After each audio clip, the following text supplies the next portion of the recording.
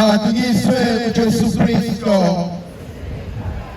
Namhlanje khanwa sami ngifisa ukuba sibuke incwadi kaMakhabi wesibili uma ethi ungumqondo omuhle, ungumcabango oyingcwele, ungumcabango osizayo ukukhulekela abafileyo ukuze bayekelwe baxolelwe izono zabo. Mhlawumbe inkonzo yokuqala engifisa ukuqala kuyona indatshana engake ngayizwa. Kwakukhona owayeye emalibeni emgwabeni, uthi bengena esangweni lamaliba kunombhalo obhaliwe ukuthi once we were like you, sake safana saba njengani. Uthi angene lofata awenza umngcwabo awuqede, athi bese buyele emuva egoduka, ebese buka futhi le-arch esesangweni, athi uze ungakhohlwa ukuthi nawe uyofana nathi. Mhlawumbe into engifisa ukuya kuyona inkonzo yokubuka isidalwa esingumuntu ebese ngibuka inkonzo yokufa. Ngingayibuki inkonzo yokufa njengesiqalekiso, kodwa ngiyibone njengenkonzo yokuguqulelwa zonke izinto.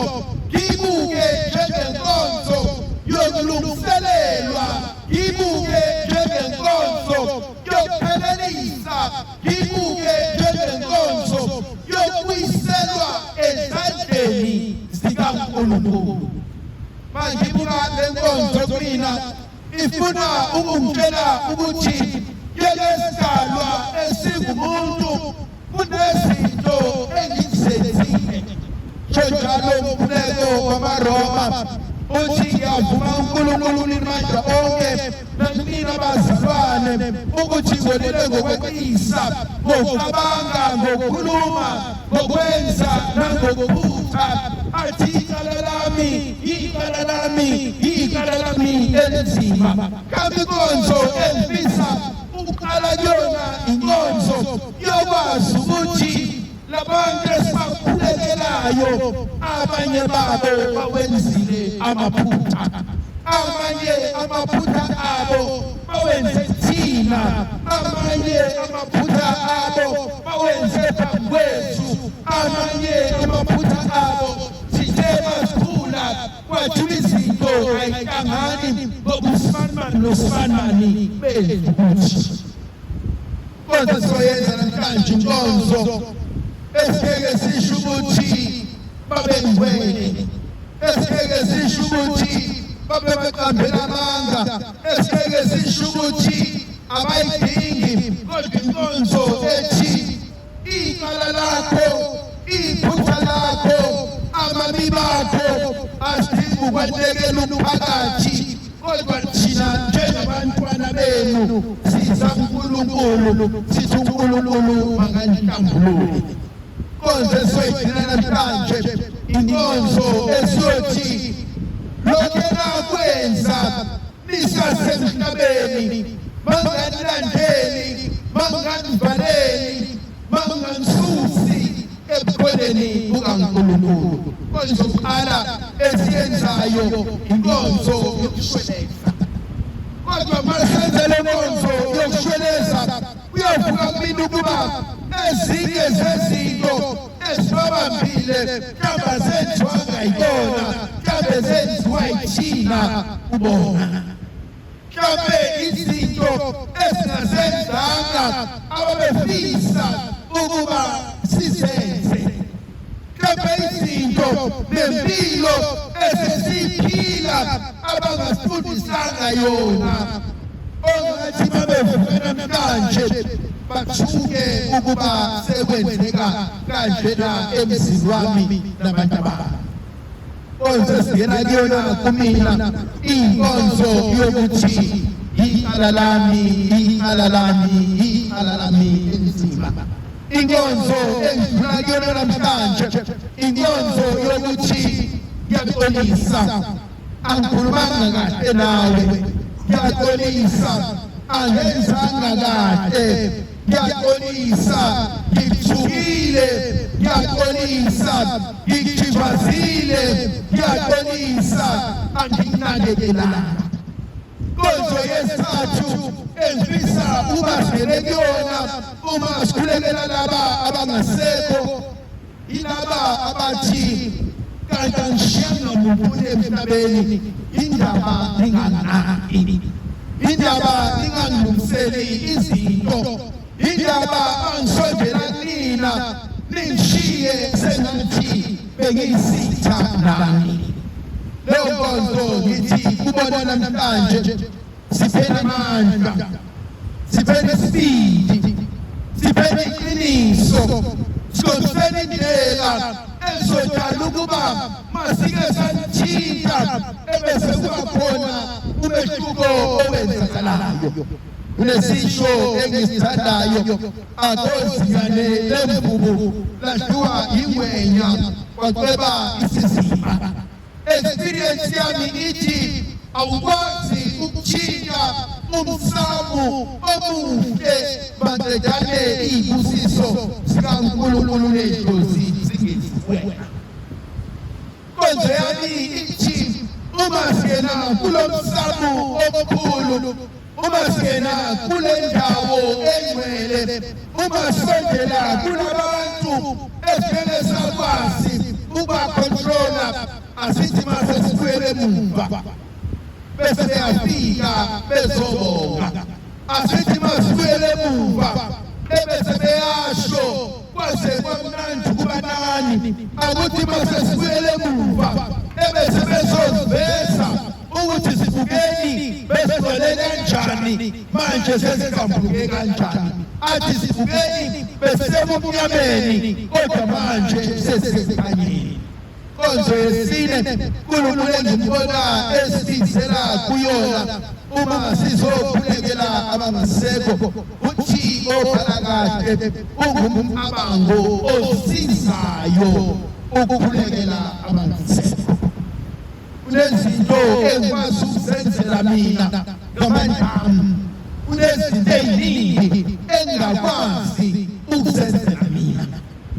Ngakho-ke leli bise lingcwele sengathi uNkulunkulu angabanikeza amandla, sengathi uNkulunkulu angabalalela mabesondela kuyena, sengathi uNkulunkulu angabanikeza indawo enhle nengcwele uma beyosikhulekela, maqedane uNkulunkulu abakhe okuphuma ey'ndebeni zabo.